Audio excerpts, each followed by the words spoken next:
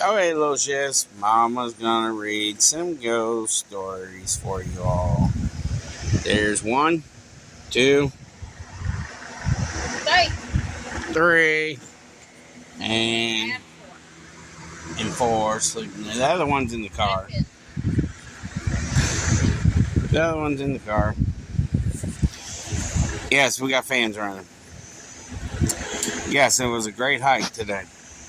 But we didn't notice there's ghosts on those hiking trails. Go ahead, Mama. I'm looking for it. She's looking for the story she was talking about. We'll skip this one then. Lots of still stories.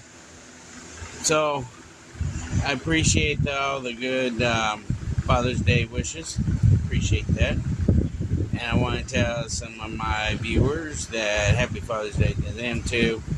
Sorry I didn't get to it right away, and I apologize. So, Happy Father's Day to you all too. Well, this has been one fun trip. Is that right, little Billy? Yes. What about you, Sizzy? Yes. I don't know, Hillbilly don't got a shirt on. He don't want to be seen on the camera, probably.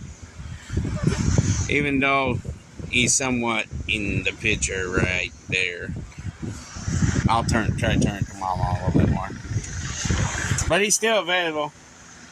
See how old and sexy he is for you women. Sorry, family friendly. Just had a joke with him. First ghost story, the hitchhiking woman. Tom had just left a party and was driving down a dark road all by himself. It was about 12:30 at night and pouring down rain. He had only driven about 2 miles when he saw this faint figure walking on the side of the road. As he got closer, he realized it was a young lady and she was wearing a long white dress. He pulled over and asked her if she would like a ride. She said she would, and she hopped in the front seat. He noticed she was shivering from the rain, so he took off his jacket and offered it to her. She draped the jacket over her shoulders, and they started to talk about nothing in particular. When Tom pulled up to her house, he turned to her to ask her something, but she was gone. Puzzled, he thought maybe she had already ran into her house. The following day, Tom realized the girl had left in such a rush that she forgot to give him his jacket. Give his jacket back to him. He remembered where her house was and drove there since he did not have a phone number to call. He knocked on the door and an older woman answered. Tom told her he was there to pick up his jacket that her daughter had had from the night before. The woman looked at him strangely and told him he must have the wrong house. The man was sure this was the right place he dropped off the girl, so he began to describe her and what she was wearing. The old lady was shaken and began to cry. She explained that her only daughter died 10 years ago on prom night. And that the man had described her exactly. She said her daughter was buried up the road at Meadowwood Cemetery. After Tom left the old lady's house, he decided to go find the girl's grave. There, laying on her headstone, was his jacket. That's cool. Everybody, that was pretty cool. Mama did a good job on that one. Sorry if you got fan noise in the background. It's because we got fans running. And you hear the cicadas, whatever. I can't talk about it. And my mouth is all tongue twisted and everything. Got another one? The hook. The hook. The reports had been on the radio all day, though she hadn't paid much attention to them. Some crazy man had escaped from the state asylum. They were calling him the Hook Man since he had lost his right arm and had it replaced with a hook. He was a killer, and everyone in the region was warned to keep watch and report anything suspicious. But this didn't interest her. She was more worried about what to wear on her date.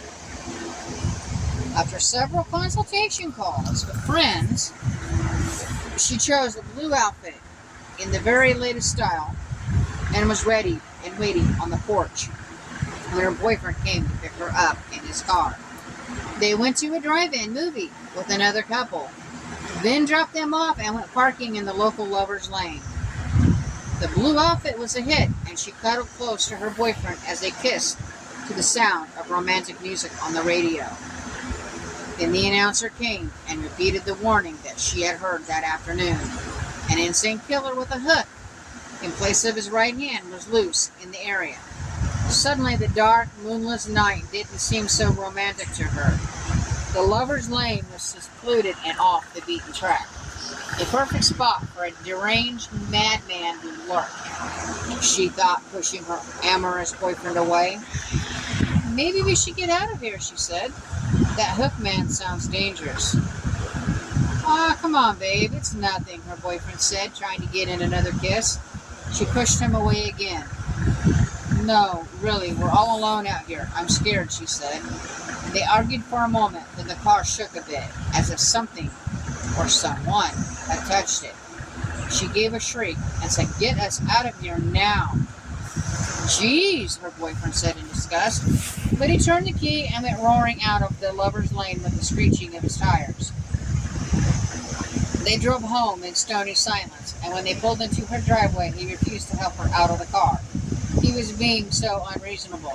She fumed to herself. She opened the door indignantly and stepped into her driveway. With her chin up and her lips set, whirling around, she slammed the door as hard as she could, and then she screamed. Her boyfriend leaped out of the car and caught her in his arms. "What is it? What's wrong?" he shouted. Then he saw it. A bloody hook hung from the handle of the passenger side door. Wow. It was in a movie.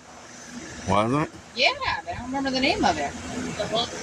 Mm-hmm. Are you guys going to enjoy these stories? The hook one? No.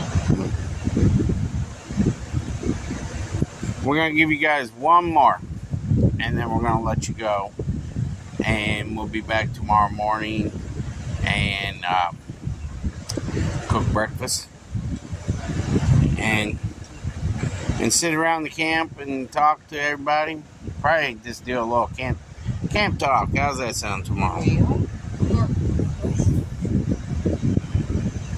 Mom's trying to find one. Yeah, I'm looking. These are pretty good. The kids wanted to hear it. The hook is interesting. They like to cheat funny it. The hook man.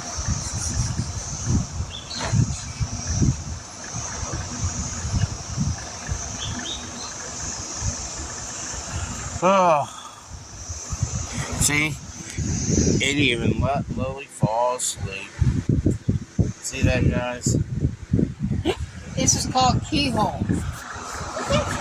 A man went to a hotel and walked up to the front desk to check in. The woman at the desk gave him his key and told him that on the way to his room there was a door with no number that was locked and no one was allowed in there. Especially no one should look inside the room under any circumstances. So he followed the instructions of the woman at the front desk, going straight to his room and going to bed. The next night, his curiosity would not leave him alone about the room with no number on the door. He walked down the hall to the door and tried the handle. Sure enough, it was locked. He bent down and looked through the wide keyhole. Cold air passed through it, chilling his eye. What he saw was a hotel bedroom like his, and in the corner was a woman whose skin was completely white. She was leaning her head against the wall, facing away from the door. He stared in confusion for a while. He almost knocked on the door out of curiosity, but decided not to. He crept away from the door and walked back to his room. The next day he returned to the door and looked through the keyhole. This time, all he saw was red. He couldn't make anything out besides a distinct red color. Perhaps the inhabitants of the room knew he was spying the night before and had blocked the keyhole with something red.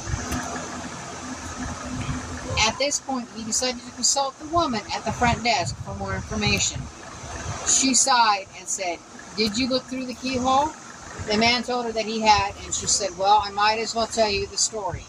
A long time ago, a man murdered his wife in that room, and her ghost haunts it. But these people were not ordinary. They were white all over except for their eyes, which were red." Wow. So when he looked through that keyhole, he saw her eyes. That's cool. Okay, we'll be back tomorrow on some more destination of breakfast, and maybe sit around and do a camp talk tomorrow. How's that sound? Okay, let's keep going. But we're gonna let you guys go for now, and we'll see you tomorrow morning. And What's the next story? enjoy the days of camping. Here, Mama. Give Mama her phone back. Now you get to see me for a little bit. So you guys get to enjoy the camping stories there. And tomorrow morning, this will be another part coming in this video that I'll make breakfast. I don't know what I'm making yet, but I'm making They're breakfast. seeing our bed in the back of the van. Yeah. All right, the reason, James, phone. The reason why we got our bed in the back of the van, our air mattress went kabooey on us. It pooped on us. And we don't know why. I think the air, the pump area where the pump is, I think it's got a leak right there somewhere. Well, it's 5 years old at least. Yeah. It's been a good mattress. Mm-hmm. But that's the reason why our bed's back there. That's where we're sleeping at tonight. Yeah. So, we appreciate you all, and we'll see you tomorrow morning. Peace.